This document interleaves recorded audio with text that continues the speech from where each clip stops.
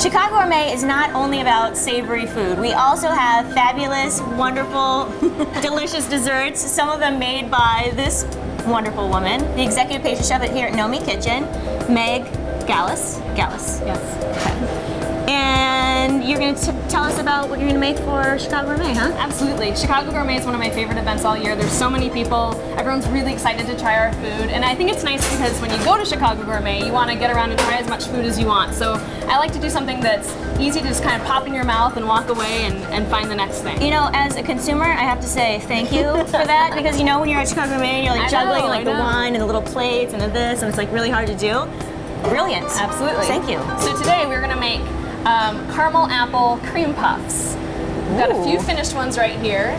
So my thought behind this was just to keep it something really simple and fun and fall flavored, but then we're going to dip them in all different kinds of things so people have a little bit of fun and a little bit of choice when they come up to the table. I know, but then you're like, ooh, do I get the one with the chocolate or the peanuts? I don't know what to do. Two. Oh, smart. You just have to stand in line We again. like executive pastry chef Meg Gellus.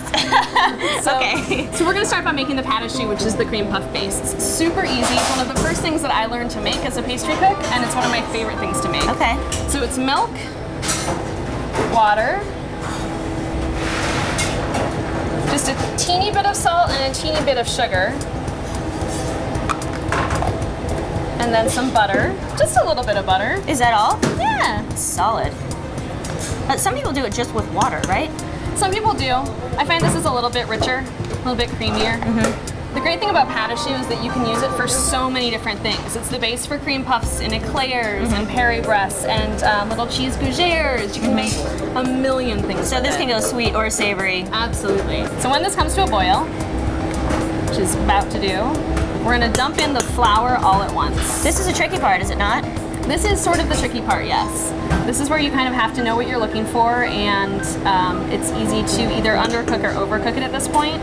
What kind of flour are you using? Just regular all-purpose, normal stuff. Is it sifted? Nope. You're not worried about lumps? Nope. Not at all. That's why this is so easy. Look at this. Okay, so you're going to stir it, and it's going to come together really quickly, and it's going to form a ball. So what you're doing right now is evaporating some of the liquid and drying out the paste. And it's important that you dry out the paste to the right point, or else the pastry won't bake right. Okay. So we're looking for it to basically come together all in one circle. Nice. Yeah, that looks really nice. And then I usually just give it a couple rounds and call it a day.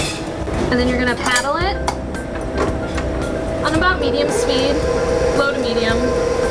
And right now you see there's lots of steam coming off from the heat.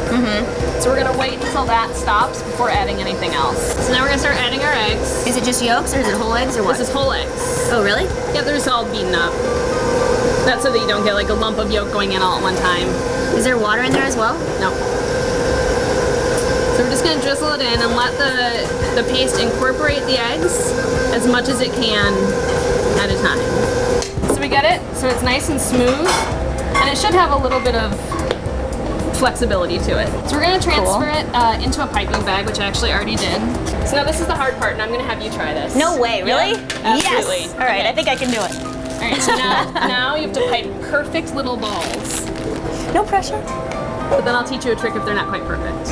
Oh, you're not gonna tell me before? Nope. Oh man. So you can do these any size. I mean, you can do them teeny tiny. You can do them, you know, I used to make them for what we call staff meal when all the staff eats like lunch and dinner together. I used to make them like softball size. Yeah. We call it giant cream puff day. That's a treat. All right. Your turn. I bet not very many people get giant cream puff day. That's right. Oh gosh, I don't know the last time I did this. How'd I do? That's not bad. A little bigger? A little bit bigger.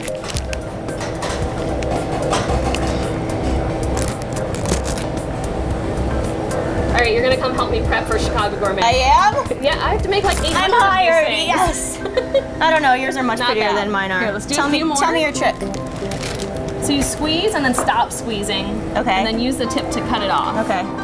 Most people just keep squeezing when they're trying to, right. to That's end an it, issue. and that does that. Teach you the trick. Okay. So you take a little bit of water, and then you can just tap down any little bumps that you have, and they bake out perfectly smooth. Nice. That one we might not be able This to help guy, so much. he's toast. Okay, so we're gonna pop them into the oven at 325. Okay. 350 in a home oven, 325 if you have a convection oven. And those take about 25 minutes, depending on how big they are. If you're, if you want Sure. a little bit smaller than that, maybe 20 minutes. Giant cream puff day, you're gonna need 35. Okay. All right, so while your cream puffs are cooking, you can make the filling. So a traditional cream puff obviously has cream for a filling, but again, we want to make this a little bit different and a little bit fun. So I'm actually making an apple filling, almost like an apple pie.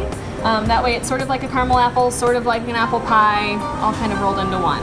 So these are just apples that I got from the farmer's market, diced down really small, and then I've just tossed them in brown sugar, a little bit of salt always, some butter, and vanilla bean. And I'm just gonna go ahead and cook them down until they're nice and soft. All right, so they're done. So you want them to be a really nice golden color. My trick is always to pick one up and check the bottom. And if it's a nice, beautiful golden color, then they're done. So we're gonna slice the little tops off these guys. I'm just gonna grab my knife. Sure. And I'm just gonna open it enough. Ooh, you see inside? You see that nice big cavern in there? Beautiful. That's awesome. Okay, so this is the fun and somewhat dangerous part. So now we're going to dip the tops of the puffs in the caramel. This does seem a little dangerous. A little bit. You want to keep your caramel warm while you're working. So I'm just going to put it up on this butcher block real fast because the marble will cool it off. And then we'll just have a lump of hard caramel. And then all you do is hold on to it with your fingers. This is tricky business. Well, you want to get your money's worth when you do a Chicago Gourmet. This is not your plain old regular cream puff. This is not, This is not.